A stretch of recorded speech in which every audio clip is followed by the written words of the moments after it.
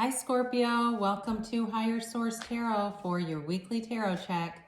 This is for the week of July 12th through the 19th for all Scorpio, Sun, Moon, Rising, and Venus. And I want to thank everyone who's been supporting the channel by watching the readings, and certainly those of you that have subscribed to build up the community. I appreciate that so much. And if you're new here, I'd love to invite you to join us by subscribing. And if you tap the bell, you can be notified when new videos are posted, but they're generally every week. And I do a variety of different styles of readings, so this is just one of them. So let's get the guidance here, please, for Scorpio. Sun, Moon, Rising, and Venus for Scorpio. All right, here we go.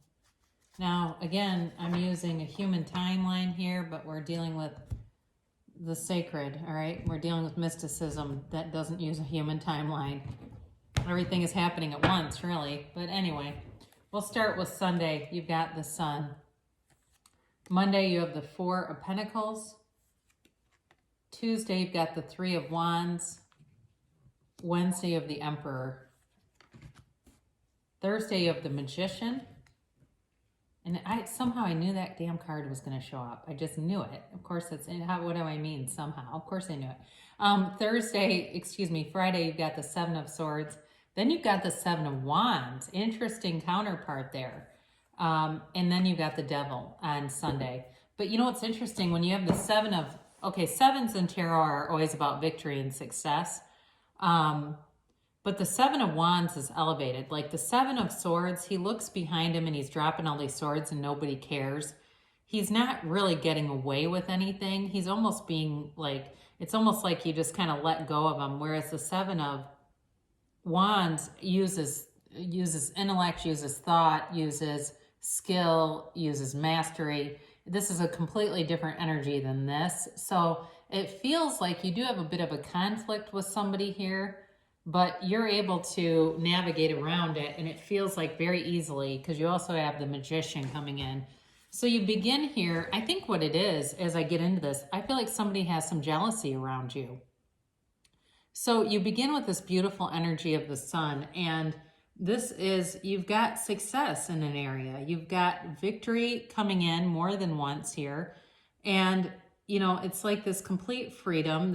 It's a completion too of the cycle. It's you know, the moon in the tarot comes right before the sun, and it's like this cycle has changed for the better. And it really too is about seeing everything with clarity, okay? Having a real openness and open-heartedness, and just it's a yes card, okay? So if you've been wanting to manifest a job or even a person or a relationship, the answer to that is yes.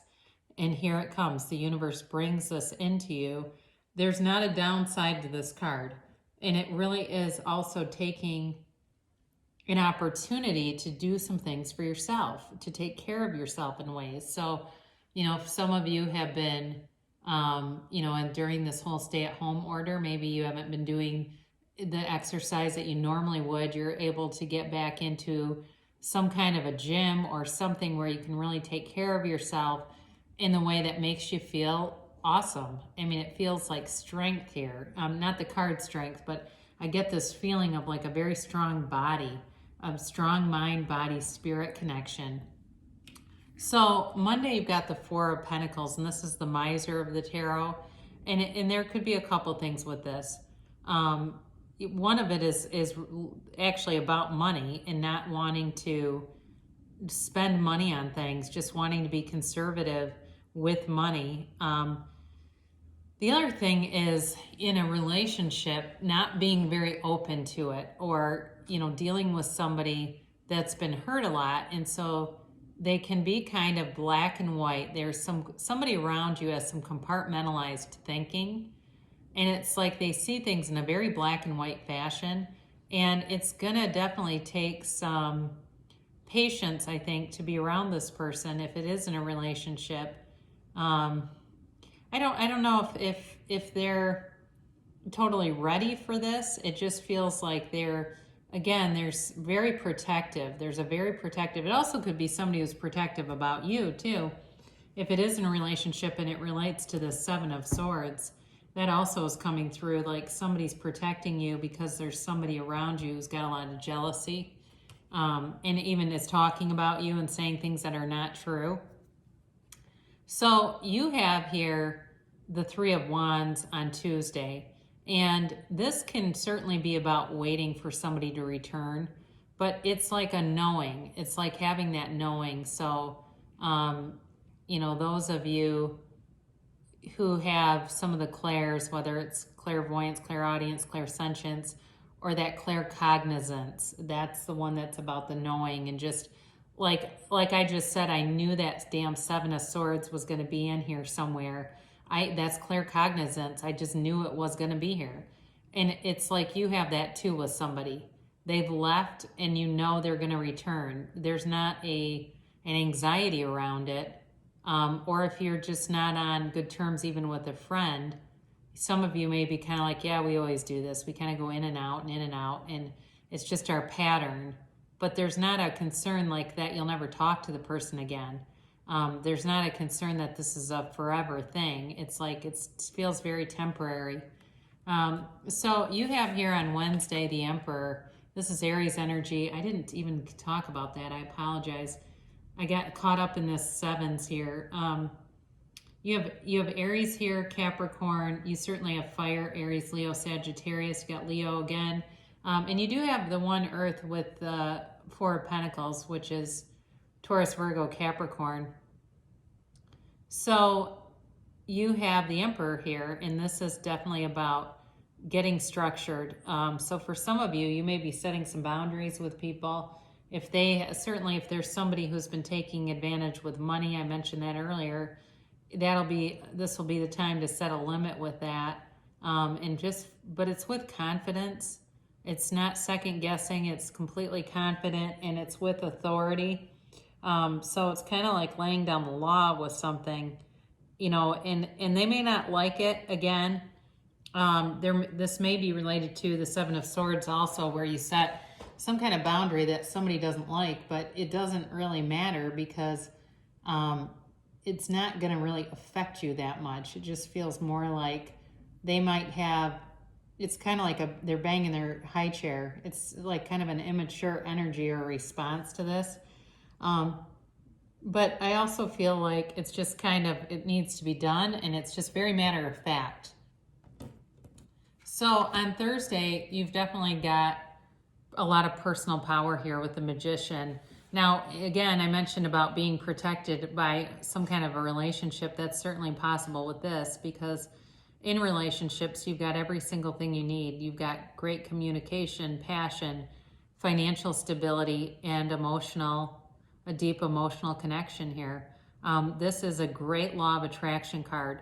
So for those of you that are listening and kind of trying to figure out, you know, what comes next, what do you want next, set your intentions, be very clear with the universe, because the universe matches what you give. It's very impartial, but it's consistent. So if my vibration is running low, I'll get more situations to match that feeling. And really, my feelings are the indicator of my vibration. So if I'm hostile and full of resentment, I'm going to get more situations that bring out hostility and resentment. And that's why when people say, why do things happen in threes? Well, 3 is a very important number in mysticism. It's a critical number. And part of why it happens in threes, honestly, is people tend to get more focused. By the time the third thing happens, they go, I can't take any more of this. I need to. And that's when they turn into the Magician, and they bring heaven to earth, and they change the vibration. They change their focus. So, you know, it's got the infinity symbol, which is infinite abundance. But it's also, too, about having power in a situation. So some of you, you know, in terms of a relationship, you may feel it's like this great enthusiasm and just this magnetism in it. So that certainly can be, but this is definitely a transformational card. It's an important card when it shows up. So I mentioned here, this is Friday, you've got this damn 7 of Swords. Some asshole sneaks into your week, and I just let him be a blip on the radar. And you know, that's what I like about tarot, because tarot will show you the challenges that lie ahead and they'll show you the solutions. So right after the Seven of Swords, you have the Seven of Wands. The Seven of Wands is the victor, okay? And he does this by elevating. When they go low, we go high. He doesn't get down there with them in the muck. He stands up tall, and it's really a card of determination. And so some of you may have somebody who's very pushy. You set a boundary and they keep pushing against it, but when that boundary doesn't move, they will give up and go somewhere else. And that's the thing, when we have boundaries that move around, it really confuses people, because then they think, you know, if I just push a little harder, they'll let me in. But I think for you, you're going to stand your ground. So you do have the Devil here. It's Capricorn energy on this is on Sunday, and this is also one of the very misunderstood cards of the deck. With this Devil here, it can definitely be an obsessive kind of energy. So when you go from that Seven of Swords, even though I feel like that's short-lived for you, it may give you a bit of an emotional hangover, because it's sort of like that little asshole, like, you know what I mean? Like, you keep kind of thinking about it, but it is a card of fears and doubts, and even some guilt too, but it can also be about being chained to or being like possessive with someone or something. And since you do have the Four of Pentacles here, that's also a very possessive card. That's an energy just to be aware of, that there could be somebody around you, and just making sure that you're being honest as you see things. This is also too a warning about being overindulgent. But again, I feel like you're getting health and fitness really in alignment. So it just feels like if there is a warning, it's more of a keep going, you're on the right track kind of a feeling to me. So we'll close off with an oracle card to attract more love into your life. Be willing to express love to receive love. So, you know, being willing to put your heart out there, wear your heart on your sleeve, and it'll be returned. Again, we get what we think about and what we feel about. Oh my God, you have it here too. I express my love. This must be important for you because you have it twice.